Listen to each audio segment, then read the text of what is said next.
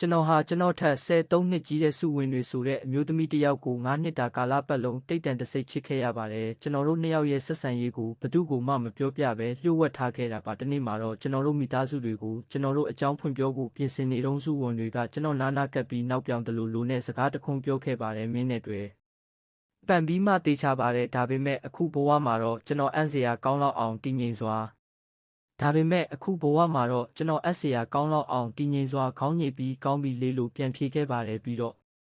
ယနေ့တဘောလင်းကိုဖွင့်ပြီးသူကျွန်တော်လိုကပ်ပကောင်တယောက်စီကနေလွတ်မြောက်သွားတာကိုဂုဏ်ပြုခဲ့ပါတယ်ဒီလိုတည်ငြိမ်စွာတုတ်ပြန်နိုင်ခဲ့တာဟာကျွန်တော်ရဲ့အတိတ်ဘဝကြောင့်ပါအတိတ်ဘဝမှာကျွန်တော်ဟာမိသားစုကိုနားချပြီးစုဝင်တွေနဲ့လက်ထပ်ခဲ့ပါတယ်ဒါပေမဲ့လက်ထပ်ပြီးတဲ့နောက်မှာတော့သူဟာကျွန်တော်ပေါ်ရောက်လောက်အောင်အေးဆက်ခဲ့ပါတယ်ချိန်မှာတောင်တူကိုပြစ်ထားခဲ့ပါတယ်နော်က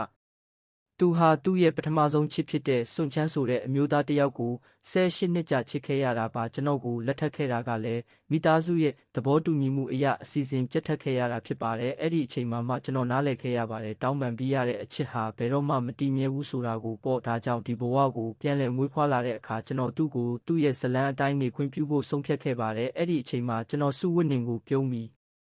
ပြောတာကိုနားကြမားတယ်ထင်ပြီးကြောင်ပြီးရက်နေ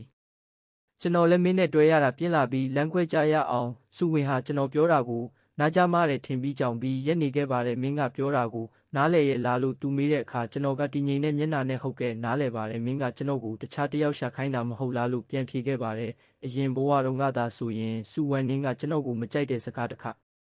ပေးဖို့ဆုံးဖြတ်ခဲ့တယ်လို့ကျွန်တော်လည်းလွတ်မြောက်ခွင့်ပေးခဲ့ပါတယ်စုဝင်တွေ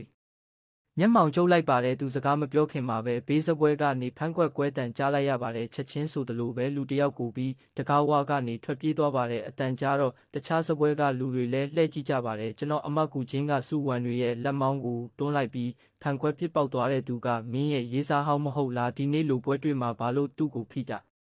သွားပါတယ်အပြင်ရောက်တော့မိုးတန်တွေတိတ်သွားပြီးစုံတွဲတွဲရဲ့ဒီလိုပြောတန်တွေပဲကြားနေရပါတယ်ဟင်းပွဲတွေပါတယ်ကျွန်တော်ကတော့ကျွန်တော်ပကံထဲကအစားအစာတွေကိုစိတ်ဝင်တစားနေခဲ့ပါတယ်အရင်တုန်းကဆိုရင်ဟင်းပွဲရောက်လာတိုင်းစုဝင်နေရဲ့ပကံထဲကိုကျွန်တော်အမြဲထည့်ပေးခဲ့တာပါဒါဟာကျွန်တော်သူ့ကိုတိကလေးကလုံနေကြအလေးထားတစ်ခုပါသူကအလုပ်ကိစ္စဖုံးခေါ်ဆိုမှုတွေအများကြီးလက်ခံရတဲ့အတွက်ထမင်းစားနေရင်နဲ့အပြင်ထွက်ပြီးဖုံးပြောရတာဂယုမဆိုင်ဘူးငါနားလဲ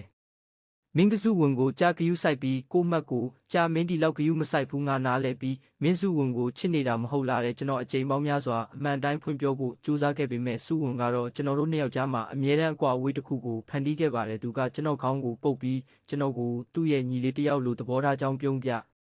ခေါင်းကိုသူ့ရဲ့ social media တွေမှာဘာတစ်ခုမှတင်ခဲ့ခြင်းမရှိပါဘူး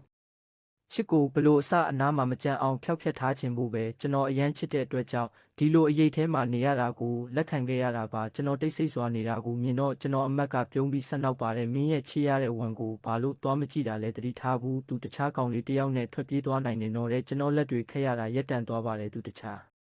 ဒီစကားကိုကြားတော့ကျွန်တော်အမက်ကကျွန်တော်မျက်နှာဒီစကားကိုကြားတော့ကျွန်တော်အမကကျွန်တော်မျက်နှာကိုတေချာစိုက်ကြည့်ပြီးတဲ့အခုခုကိုရှာဖွေနေတယ်လို့ပါပဲအဲ့ဒီအချိန်မှာပဲစုဝနင်းနဲ့စွန်းချမ်းတို့ပြန်ရောက်လာပါတယ်စွန်းချမ်းရဲ့မျက်လုံးတွေကနီရဲနေပြီးငိုထားပုံရပါတယ်စုဝနင်းကသူ့လက်ကိုဆွဲထားပြီးတစ်ခါနှစ်သိပ်ပေးနေပါတယ်ဒါကိုမြင်တော့ကျွန်တော်အမက်ကလက်ခုပ်တီးပြီးဝန်တင်စွန်းချမ်းမင်းတို့နှစ်ယောက်ပြန်ဟောနေတာလဲသူကငါရဲ့တက္ကသိုလ်တငယ်ချင်းဟောင်းမှာသူ့အကြောင်းမင်းမြန်းတာကဘာများမလို့လဲတဲ့ကျွန်တော်အမက်ကသူတို့နားကိုအာမနာပါမနာကတ်သွားပြီးကျမလည်းမင်းရဲ့အတန်းဖော်ဟောင်းမှာမင်းကျမအကြောင်းလဲနည်းနည်းပါးပါးမင်းမြန်းတဲ့နေမဟုတ်လားလို့ပြောလိုက်ပါတယ်စုဝန်တင်ကပြုံးပြီးသူ့ကိုတွန်းထုတ်လိုက်ပါတယ်စွန်းချမ်းကသူ့ရင်ခွင်ထဲမှာငှက်ကလေးတစ်ကောင်ကတ်နေတာကိုမြင်တော့ကျွန်တော်ဝင်ပြီးကျွန်တော်အမကိုဆွဲထုတ်လိုက်ပါတယ်အမကြလိုက်ပါတယ်ကျွန်တော်ပြောတာမှန်တယ်မဟုတ်လား